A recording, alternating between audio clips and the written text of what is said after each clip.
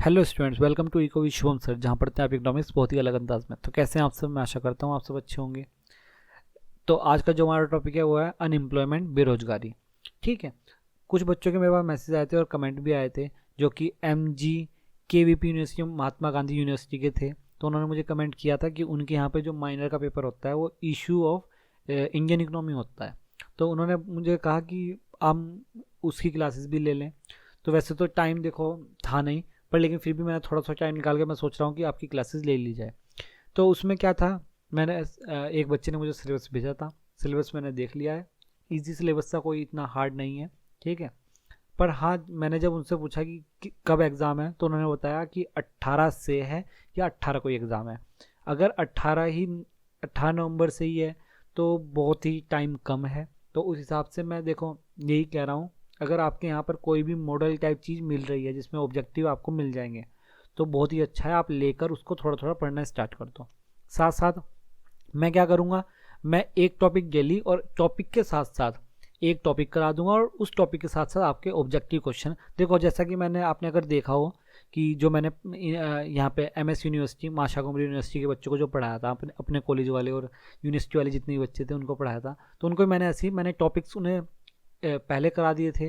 तो टॉपिक्स कराने के बाद मैंने उनके रिवीजन कराए जो कि ऑब्जेक्टिव थे, ऑब्जेक्टिव सेशन थे। तो मैं यही करूँगा कि एक टॉपिक डाल दूंगा और एक ऑब्जेक्टिव सेशन डाल दूंगा, जिससे कि आपके ऑब्जेक्टिव भी होते रहें, ऑब्जेक्टिव में भी काफ़ी सारी चीज़ें पता चल जाती है और आपके टॉपिक्स में पता चल जाएगा। तो आज हम एक टॉपिक ले लेते हैं जो कि बहुत ही सिंपल टॉपिक है। और एक और चीज़ मुझे कमेंट करके ज़रूर बता देना कि हमारे यहाँ 50 क्वेश्चन आए थे माइनर में, कि आपके यहाँ कितने क्वेश्चन आ रहे हैं। ठीक है। आपको पैटर्न बता ही दिया गया होगा इन्होंने कि पैटर्न किस तरह का रहेगा। तो या तो 50 क्वेश्चन होंगे या फिर 75 क्वेश्चन होंगे, जो जिस तरह भी रहेगा। ठीक है। तो चलिए आज का स्टार्ट करते हैं सेशन, जो कि है अनएम्प्लॉयमेंट, बेरोजगारी। ये मैंने जो नोट्स बना दिया वो मैंने हिंदी में ही लिख दिया है। इंग्लिश में मैं आपको इसकी जितनी भी इंग्लिश की टर्म है वो आपको मैं समझाता रहूँगा। अगर आपको इंग्लिश और हिंदी दोनों में ही चाहिए होंगे, बोथ में चाहिए होंगे, तो मुझे बता देना कमेंट में, मैं बोथ में इसे कन्वर्ट कर दूंगा। ठीक है। चलिए अब स्टार्ट करते हैं। तो बेरोजगारी या जिसे हम कहते हैं अनएम्प्लॉयमेंट, ये क्या है? ये एक तरह की सिचुएशन है, मतलब कि एक तरह की क्या है, स्थिति है। मेरा पॉइंटर कहाँ है? ये रहा। ये एक तरह क्या है, स्थिति है। स्थिति मतलब हमारी एक सिचुएशन है। अब ये किस टाइप की सिचुएशन है, अब इसे पढ़ते हैं हम योजना आयोग द्वारा।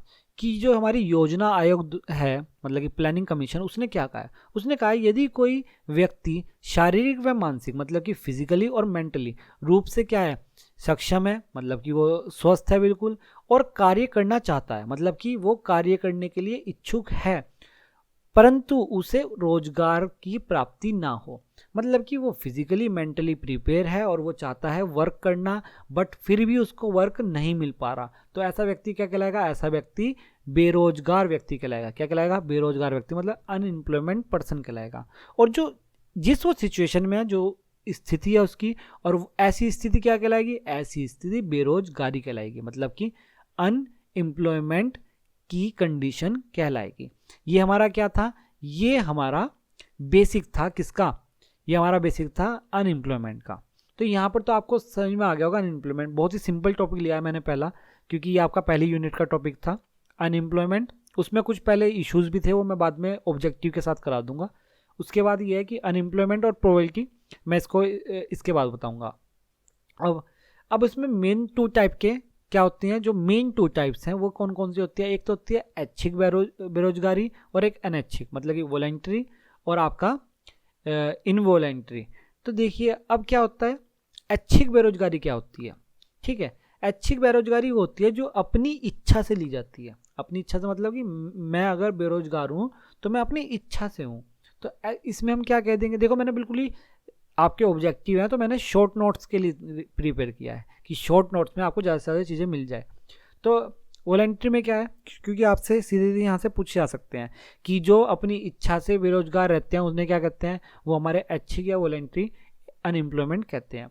तो क्या है, यदि सरकार के निर्धारित मानक पर, मतलब कि जो सरकार ने एक लेवल सेट किया है उस मानक पर भी व्यक्ति काम करने के लिए तैयार नहीं है, मतलब कि वो है, जैसे कि मान लेते हैं कि कोई व्यक्ति है जिसने PhD वगैरह की हुई है और उसको कहते हैं कि भाई 6,000 7,000 या 10,000 की नौकरी करे, 10,000 भी क्या, 18,000 अगर 25,000 भी कहे जाए उसे, तो वो नहीं करेगा।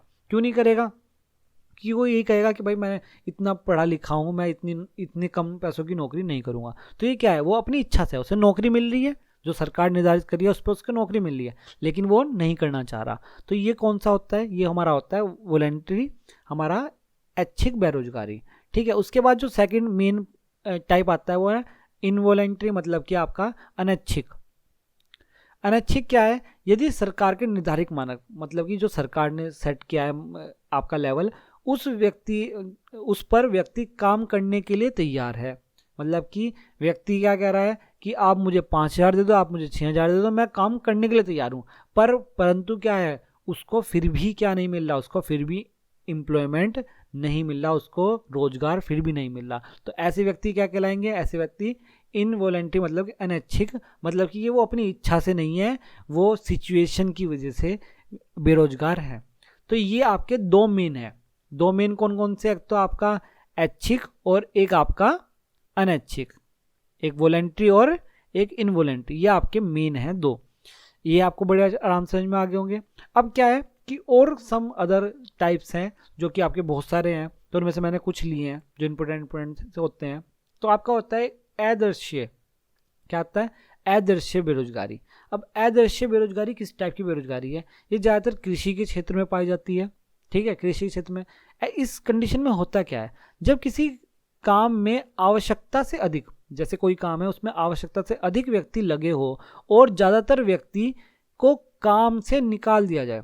जैसे बहुत सारे व्यक्ति एक काम में लगे हुए हैं, जैसे कि मैंने मान लिया कि एक खेत है, एक क्या है, खेत है, और इस खेत में 5-6 लोग काम कर रहे हैं, मतलब 5-6 लोग अपनी क्या कर रहे हैं, 5-6 लोग यहाँ पर अनाज के लिए या खेती कर रहे हैं 5-6 लोग।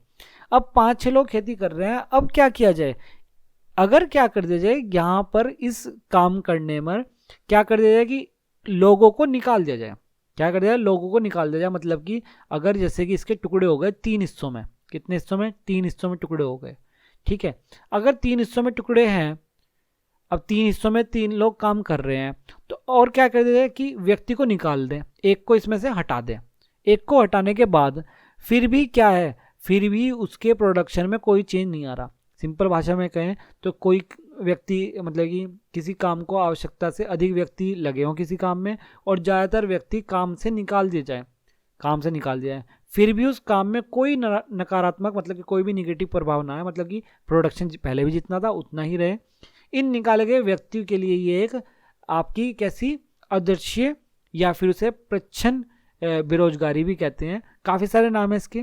तो ये इस टाइप की बेरोजगारी होगी। इसकी सीमांत उपयोगिता कैसी उत्पादकता कैसी होती है, शून्य होती है। मतलब कि देखो सिंपल सी बात है कि पहले भी उसका प्रोडक्शन उतना ही हो रहा था, पहले 20 लोग काम कर रहे थे, कितने लोग काम कर रहे थे, 20 लोग काम कर रहे थे, तो पहले भी प्रोडक्शन इतना हो रहा था, और जब इसमें 10 लोग हटा दिए 10 ही बचे, तो जब भी प्रोडक्शन इतना हो रहा है, तो कोई डिफरेंस नहीं आया। तो सीमांत तो पता ही है, आपको पता ही होगा अगर आपने क्लासेस ली है तो पुरानी वाली भी।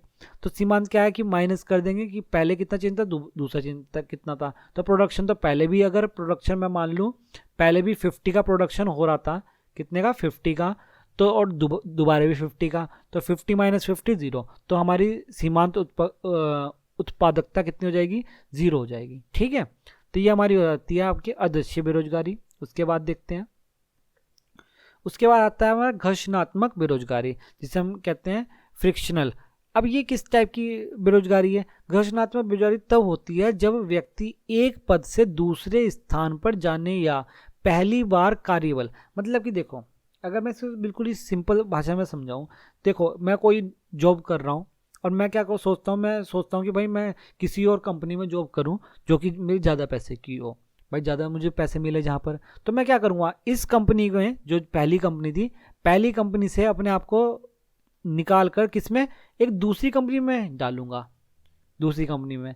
अब एकदम तो आप ये नहीं कर सकते ना, पहली कंपनी छोड़ी दूसरी कंपनी ज्वाइन कर ली, तो बीच का जो ये डिफरेंस हो जाता है, ये जो बीच का एरिया हो जाता है, यही एरिया क्या हो जाता है, इसमें आप कैसे रहोगे, इसमें आप बेरोजगार रहोगे, मतलब अनएम्प्लॉयमेंट रहोगे। तो वो ये है कि कार्यबल में प्रवेश करने के दौरान अस्थायी रूप से बिना नौकरी के रह जाते हैं। प्रवेश करने के दौरान, एक कंपनी से दूसरी कंपनी में प्रवेश करने के दौरान जो बीच का हिस्सा बच जाता है, बीच का ड्यूरेशन बच जाता है, जिसमें आप क्या रहते हैं, अनएम्प्लॉयड रहते हैं, वही क्या है हमारी घर्षणात्मक, मतलब इसमें व्यक्ति संघर्ष करता है। क्या करता है? संघर्ष करता है कि एक जगह से दूसरी जगह जाने का, तो वो सारी चीज़ें होती है। उसके बाद आती है, ये मोस्ट इंपोर्टेंट है आपकी, ये वाली, और चक्रीय और संरचनात्मक मतलब स्ट्रक्चर, ये दोनों मोस्ट इंपोर्टेंट है। इससे क्वेश्चन बन सकता है। कैसे बन सकता है? जो आपके स्ट्रक्चर होती है वो हमारी विकासशील, कौन सी वाली? विकासशील या अविकसित देशों की बेरोजगारी होती है। अब ये बेरोजगारी कैसे होती है? ये बेरोजगारी पूंजी की कमी के द्वारा होती है। किसकी? पूंजी मतलब कैपिटल की कमी के द्वारा, अगर कैपिटल कम रह जाए। तो सिंपल सी बात है, जो विकासशील देश है और अविकसित देश है उनके पास ही पैसों की कमी होगी, कैपिटल की कमी होगी। जो पहले से ही विकसित हैं उनके पास तो नहीं होगी। ठीक है, तो अब देखिए पूंजी, अगर हमारे पास कैपिटल कम है तो हम इन्वेस्टमेंट कम कर पाएंगे, इन्वेस्टमेंट कम है तो हमारा प्रोडक्शन कम हो पाएगा, और प्रोडक्शन कम हो जाए तो हमारा खुद क्या कम हो जाएगा? हमारा एम्प्लॉयमेंट कम हो जाएगा, और एम्प्लॉयमेंट कम हो जाएगा तो क्या बढ़ जाएगा? अनएम्प्लॉयमेंट बढ़ जाएगा। तो ऑब्जेक्टिव में ये चीज़ भी पूछी जा सकती है कि अगर पूंजी कम है तो निवेश भी कम है, उत्पादन भी कम है, रोजगार भी कम है, तो ये किस बेरोजगारी के अंतर्गत आता है, मतलब कि ये किस टाइप के अंतर्गत आता है? तो ये आ जाएगा स्ट्रक्चर के अंतर्गत। ठीक है, और इसमें क्या होता है? निजीकरण होने लगते हैं। आप देखते हो ना, निजीकरण हो रहा है आजकल। तो निजीकरण होने का मतलब क्या है? कि भाई सरकार के पास पैसा नहीं है, सरकार क्या कर रही है? अपने जो शेयर्स से, मतलब जैसे कि आपका रेलवे का निजीकरण हो रहा था, तो उसमें क्या हुआ कि अगर आपने ध्यान दिया हो तो उन्होंने, जो गवर्नमेंट ने कहा है कि हमने तो सिर्फ शेयर दिया, मतलब 50% हमारे पास है, 51% हमारे पास, हमने तो 49% के करीब दिया उन्हें। क्यों दिया? कि भाई वो उसमें डेवलप करेंगे, पैसा लगाएंगे, तो वो चीज़ होती है। तो ये इन्होंने क्या होता है, निजीकरण जब भी होने लगता है जब हमारे पास कैपिटल कम हो, और जब कैपिटल कम होता है तो ये सारी चीज़ें आती है। तो ये हमारी स्ट्रक्चर। उसके बाद एक मोस्ट इंपोर्टेंट आती है चक्रीय, जिसे हम साइक्लर कहते हैं। अब ये किस टाइप की है? ये हमारे विकसित देशों की है। कौन से विकसित देश? जितने के आपके अमेरिका वगैरह, ये इंडिया में यही मिलेगी ऊपर वाली। ठीक है, अब चक्रीय में क्या है कि विकसित देश, जो हमारे विकसित देश हैं उसकी बेरोजगारी होती है। अब जो विकसित देश की बेरोजगारी होती है वो हमारी किस पर डिपेंड करती है? मांग के ऊपर। मांग आधारित मतलब डिमांड के ऊपर आधारित। अब ये कैसे डिमांड के ऊपर? अगर आपकी मांग कम हो जाए, डिमांड कम हो जाए, अगर डिमांड कम होगा तो आप प्रोडक्शन कम करोगे। भाई डिमांड ही नहीं है तो प्रोडक्शन करके क्या करोगे? और प्रोडक्शन कम करोगे तो रोजगार, हमारा एम्प्लॉयमेंट भी कम हो जाएगा। भाई जो हमारा एम्प्लॉयमेंट है वो भी कम हो जाएगा। इसी तरीके से अगर मांग बढ़ जाएगी, हमारी डिमांड बढ़ जाएगी, तो हमारा प्रोडक्शन भी बढ़ जाएगा। क्या बढ़ जाएगा? प्रोडक्शन बढ़ जाएगा, और प्रोडक्शन बढ़ेगा तो फिर खुद ब खुद क्या बढ़ जाएगा? एम्प्लॉयमेंट भी बढ़ जाएगा। तो सिंपल सी बात ये है कि मांग पर डायरेक्टली क्या है? डिपेंड कर रहा है। किस पे? डिमांड पर क्या कर रहा है? मांग पर डिपेंड कर रहा है। क्या चीज़? हमारी एम्प्लॉयमेंट और अनएम्प्लॉयमेंट। ठीक है, यह अल्प समय के लिए होती है। सिंपल सी बात है कि मांग जो कम होती है, ज़्यादा होती है, वो थोड़ी समय के लिए होती है। अब अगर किसी चीज़ की मांग अगर घट गई, जैसे कि अब सर्दी आने लगी है, सर्दी आने लगी है तो जो गर्म कपड़े हैं उनकी मांग बढ़ जाएगी। जो ठंडे कपड़े थे, मतलब कि जो गर्मी वाले कपड़े थे जो गर्मी में पहनते थे, वो कैसे होंगे? वो कम हो जाएंगी। तो मांगे कुछ टाइम के लिए तो घट रही है, अगले साल फिर बढ़ जाएगी। तो ये होती है, ये हमारी ज़्यादातर मिलती है हमारे विकसित देशों में। इसमें एक एग्जांपल भी है कि 1960 में अमेरिका में हुई थी, ये जो सबसे ज़्यादा हुई थी, उस टाइम में यही हुआ था। अब देखो इसके बाद बहुत सारे हैं। ठीक है, बहुत सारे कैसे? मौसमी, सीजनल मतलब मौसम में क्या होता है कि वो भी कृषिगत होता है कि भाई जैसे कि आपकी देखते हो कि कटाई वगैरह होती है, वो ऐसे नवंबर में स्टार्ट होती है। जैसे एक दो की तो मुझे पता भी है कि नवंबर में स्टार्ट होती है, फिर अक्टूबर फरवरी तक चलती है। तो मतलब कि क्या है कि उस टाइम कटाई होगी, उस टाइम बेच दिया, उसके बीच में कोई बुआई नहीं होगी, मतलब कोई भी प्रोडक्शन के लिए नहीं लगेगा, क्योंकि वो टाइम लेता है भाई, अगर आप एग्रीकल्चर में हो तो ये चीज़ें होती है। तो एक होती है मौसमी वाली जिसमें हम सीजनल, और एक होती है शिक्षित बेरोजगारी, मतलब कि आपका एजुकेशन। उसमें क्या होता है? उसमें आपको पता है कि जो व्यक्ति क्या है, आजकल क्या है, आप देख रहे हो कि शिक्षा के दर, मतलब कि जो आपका क्या कहते हैं, शिक्षा का दर को क्या कह देंगे भाई, कि आपकी जो एजुकेशन रेट है वो क्या है? हाई है। एजुकेशन रेट क्या है? हाई। पर जो एजुकेशन रेट है ये कैसा है? ये आपका रोजगार परक नहीं है, मतलब कि यह आपको एम्प्लॉयमेंट देने वाला नहीं है, यह आपको बस उपाधि, मतलब कि एक आपको डिग्री दे दी जा रही है, पर लेकिन आपका लेवल है उस डिग्री का या नहीं है वो नहीं है। अब देखो आप डिग्री करके बैठे हो, आपने बीए कर ली, बीएससी कर ली, बीकॉम कर ली या एमएससी कर ली, बट अगर आपके अंदर टैलेंट नहीं है तो आप कुछ नहीं कर पाओगे, वो बेरोजगारी रहोगे, तो उस डिग्री का कोई फ़ायदा नहीं है। तो इसलिए यही चीज़ होती है कि आपकी जो एजुकेशन है वो ऐसी होनी चाहिए जिससे कि आप आगे जाकर एम्प्लॉयमेंट ले सको, ठीक है। और बहुत सारी हैं, ठीक है। अल्प रोजगार है, मतलब कि जो आपका अल्प रोजगार है, और कौन कौन से हैं, बहुत सारे हैं, ठीक है। तो इतने ज़्यादा करने की जरूरत है, जो मेन है वो मैंने आपको करा दिया। एक इसका फॉर्मूला होता है क्या कहते हैं अनएम्प्लॉयमेंट रेट का। अनएम्प्लॉयमेंट रेट का फॉर्मूला क्या है, नंबर ऑफ आपकी क्या कहते हैं number of unemployment individuals upon total labour force, और मल्टीप्लाई कर देंगे 100 से, ठीक है। ये फॉर्मूला पूछा जा सकता है। और एक और चीज़ पूछा जा सकता है कि ये जो आपका बेरोजगारी है, मतलब कि अनएम्प्लॉयमेंट है, उसका आंकड़े वगैरह, मतलब कि उसका जो रिकॉर्ड वगैरह वो किस तरह से होता है। तो सबसे पहले जो था 1970 में हुआ था नेशनल सैंपल सर्वे ऑफिस। ये क्या करता था, 5 साल के डिफरेंस में बताता था कि बेरोजगारी का जो रेट है वो किस टाइप का है। पर लेकिन उसके स्थान पर अब एनएसओ मतलब कि नेशनल स्टैटिस्टिकल ऑफिस का निर्माण कर दिया गया है, जो कि 2005 में हुआ था, 2005 में, और ये न्यू दिल्ली में है, ठीक है। न्यू दिल्ली में अभी ये देता है। अब इसकी जगह कौन देता है, इसकी जगह एनएसओ देता है, ठीक है। तो मैंने ये अनएम्प्लॉयमेंट का बहुत ही बेसिक करा दिया। जब आपको मैं ऑब्जेक्टिव कराऊंगा तो ऑब्जेक्टिव में आपको क्लियर हो जाएगा किस टाइप के क्वेश्चन आएंगे, ठीक है। अब हम मिलते हैं नेक्स्ट क्लास में। नेक्स्ट क्लास में मैं एक और टॉपिक लूँगा, इसी से जुड़ता हुआ पॉवर्टी ले लूँगा, गरीबी ले लूँगा, जिसमें आपको गरीबी से बहुत सारे क्वेश्चन आ सकते हैं, क्योंकि गरीबी अलग अलग लेवल पर अलग अलग टाइप की है, तो उसको देखेंगे। यही करूँगा मैं, एक टॉपिक डाल दूँगा और ऑब्जेक्टिव कर दूंगा। देखो मेरे पास टाइम थोड़ा कम है, क्योंकि कॉलेज में भी क्लासेस वगैरह लेनी होती है, तो मैं जितना कर सकता हूँ उतना करूँगा, कि आप भी जितना कर सकते हो उतना करना। जितना अच्छा करोगे भाई, देखो जितना ज़्यादा पढ़ने की कोशिश करोगे ना ऑब्जेक्टिव में, उतना अच्छा है, ठीक है। अभी हमारा बच्चों का रिजल्ट आया, बहुत ही अच्छा रिजल्ट आया, सबके बड़े अच्छे नंबर थे, और सब बच्चों ने भी मुझे भाई काफ़ी मैसेज किए कि उनका रिजल्ट एक बार कुछ गलत हो गया था, फिर वो ठीक भी आया। तो ठीक है भाई, पढ़ते रहना, चीज़ें हो जाएगी, ठीक है। अब मिलते हैं हम नेक्स्ट वीडियो में, धन्यवाद।